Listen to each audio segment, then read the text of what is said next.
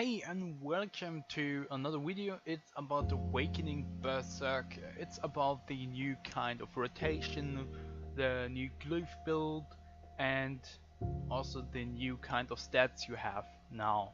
So we start with the two new Glyph builds that I want to show you. So this one is the first one. This one is more the attack speed and speed charging of your skills.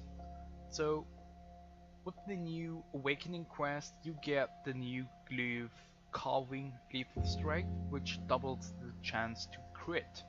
And this skill is also the one that goes into your rotation at the moment, so this is the new skill that you will use a lot now as a Berserker. For the Glyphs in the Thunderstrike, you don't have the Slick and the sedative Thunderstrike Glyph, so just the double chance to crit, speed charging, and the increased additional overcharging damage by 12%. This one is also the new one. You didn't have this one from the beginning. For Flatten you have those two, and now we come to a new Glyph that you will use now. It's the Raging Unchained Angel. With a 50% chance you can get Flurry of Blows 1, which is an increase of 20% attack speed and charging speed of your skills, but with only 50% chance to activate it. So if I activate it now, you see I don't have it, so it's really 50%. For the Visor Rage you still have the 40% increase in power, so 7 power, and the duration of Flurry Blows 2, which is the 40% increase of attack speed and charging speed. For the Cyclone you use all 3 glyphs. And now we come to a little bit of a change. So for the Vampiric Blow, you still have the increased skill damage, but also the increased damage of lethal strike by 20% for a few seconds. It's 8 seconds altogether. So after Vampiric Blow you have 8 seconds to do the lethal strike for the 20% increase of damage. For the lethal strike you use the increased skill damage and the new Glyph, which doubles the chance to crit. This is also the your new rotation. For the Raze you use the cooldown and the speed casting of Thunderstrike, because we don't have a mocking shout, and at the beginning I really thought, okay, there is new Glyph for the increased charging speed of Cyclone, but I was at fault. You will find that Glyph in the Overwhelm is the first one. It's also called Blazing Mocking Shout. This one is the speed charging of Cyclone by 30% for a few seconds, and also the decreased cooldown by 20%. This is the main Glyph build you can use. It's really good to have the double increase attack speed and speed charging. That's really nice. So if you use Visor Rage, you get the 25 seconds Flurry of Blows 2, and after that runs out you have the 50% chance to increase your attack speed by 20%. So after the seconds I will try. Come on, 2, 1, 0, go. Well, I didn't get it, but sometimes you get it, and that's really nice to have. The other Glyph build I want to show you is without without those without Flurry of Blows 1. It's more like a damage skill build, so you have all your filler skill, tackle, the double the crit factor, and for the Overwhelm you have to increase skill damage. So this Glyph build is also an option for Berserker, which you can use for your gameplay. So the gameplay is also changed a bit because you don't have the movement, so you're not really fast with Thunderstrike, but you get a new passive, which is the Endless Rage, which increases your movement speed during charging by 1.5 times. The second one is the Blood Shed, which increases for your next hit the crit factor and power or skill damage. So if you get hit, your next skill will do more damage. Sometimes when the healer is healing you, it still activates, so you even get that buff if you get a heal or something like that, but never mind that. So for the new rotation, after all well, let's try. So you do Thunderstrike, Vampire Blow, Lethal Strike. So after every Vampiric Blow you use the Lethal Strike because of the glyphs you have in it. So you do the Vampire and then Lethal Strike. Every time you do the Vampiric Blow. You don't use Cyclone and then Lethal Strike because that's bullshit. It's no increase in Lethal Strike because you want those 20% damage from the Vampiric Blow. So the whole rotation is Thunderstrike, Vampiric Blow, Lethal Strike. After Lethal Strike you use Overwhelm if it's out of cooldown, and then use Cyclone. So you do Thunderstrike, Vampire, Lethal, the Overwhelm, and then Cyclone. And then you do the normal rotation, Raze, Flatten, Thunderstrike, Vampire, and tackle after Lethal Strike. So that's your new kind of rotation. Afterwards you can mostly use the main rotation again, and then do the normal rotation afterwards.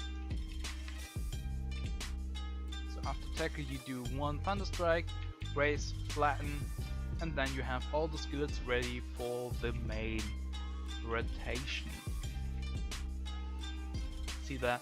So that's the new kind of rotation you do now if you are not in the Unleash form. So if you go in the Unleash form you get 4 new skills. You have the right X, Dexter, the left X, Sinister, the double X, Rampage, and the Beast Fury, which is more like an Overwhelm, but during Overwhelm you do damage. So those 3 attacks, so the right, left and double hand, get a stack. So you can see those in your buff thing. If you have it down here, on the side, on the top, you will see those stacks.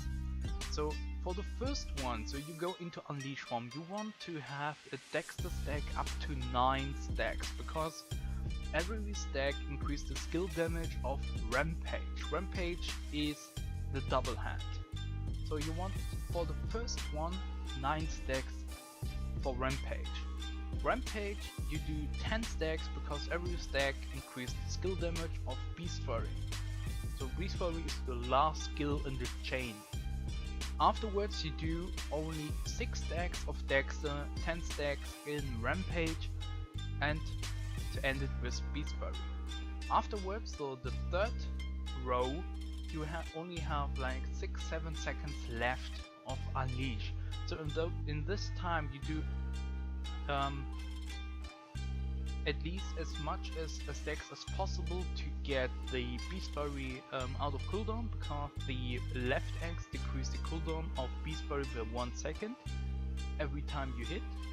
So you do stacks to get Beast Fury ready, then do some stacks of Rampage for the damage increase of Beast Fury, and then really in the last second of Unleash, if you have like 1 split of a second left of Unleash, you do the Beast Fury.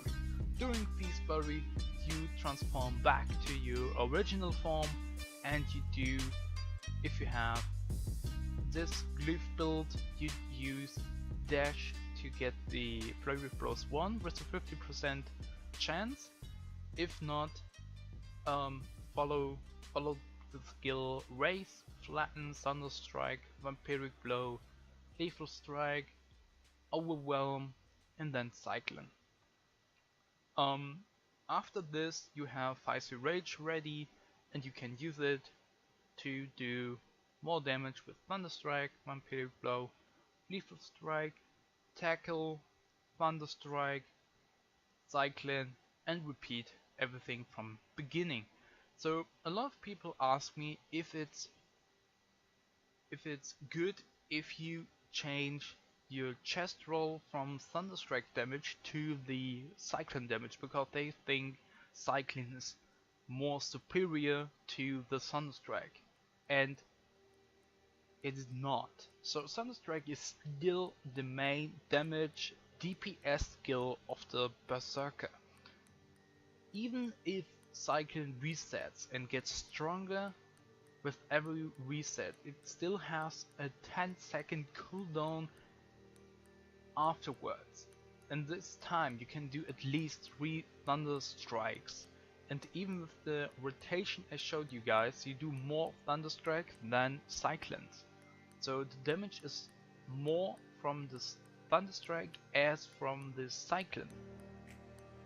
So it's not a good idea to change that one stat to the Cyclone. So still use the Thunderstrike by 8% damage on your first roll on the chest. And even if you have like a damage meter which shows you damage, in this kind of rotation your Thunderstrike is still your main #1 damage skill. If the boss fights is really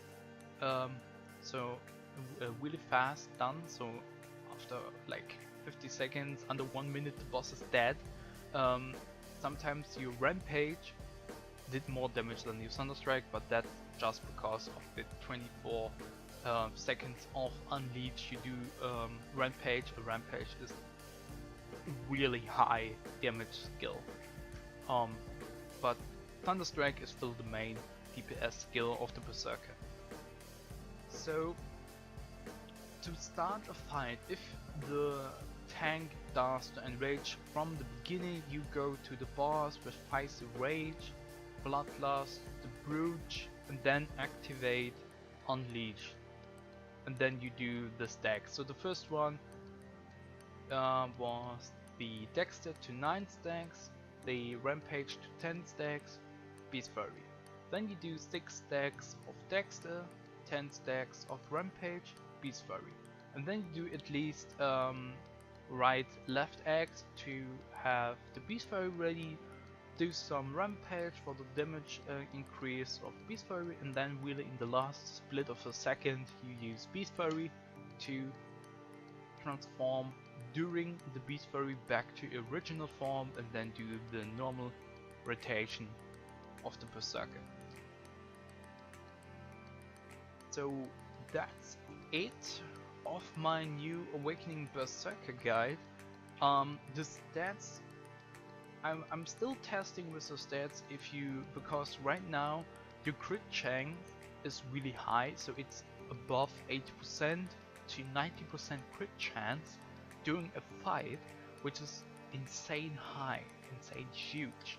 So I'm still testing a little bit, so I'm using like for the priest setup 4 powerful risk to get 308 crit factor, and for the Mystica setup I have a mix of powerful and keen to have 234 crit factor, and I'm still testing with it. So this is my Mystica setup, and the other one was the priest setup. If you have any questions or tips for me how I can improve myself as a Berserker, because this is all my opinion at the moment of how I do my rotation and what I think is good in the Glyph build. I'm still switching between those two, more like the damage skills or even the 50% chance to have Blow with Blows 1, which also really kind of cool to have. Otherwise, I'm still testing around. That's all my opinion, all my experience at the moment of how I play the Berserker. My highest damage output was in Kernel normal mode with 4.95 million DPS with a brawler and a priest. You can see that on Moonguard. If you don't know what Moonguard is like a collection of all the Shinra meta users who upload their runs to Moonguard, and you can see on Moonguard your stats of your class if you have. If you done the checkbox for the Moonguard upload, and you can still find me there with my Berserker there, and see also my skills and buffs, food, and all other things.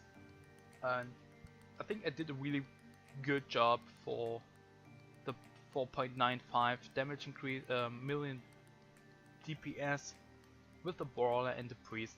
So I'm really optimistic to have even more damage with the Lancer and the Mystica, but there are not that many good Lancers or Mysticas on that server I play. Well, in May there is a server merge, and then I will see if I get better people. But that's it. So if you have any questions or tips for me how to improve, write it in the comments below, and see you guys next time with a new video. I will think about what the new video will be. So until then, happy playing, and see ya all next time.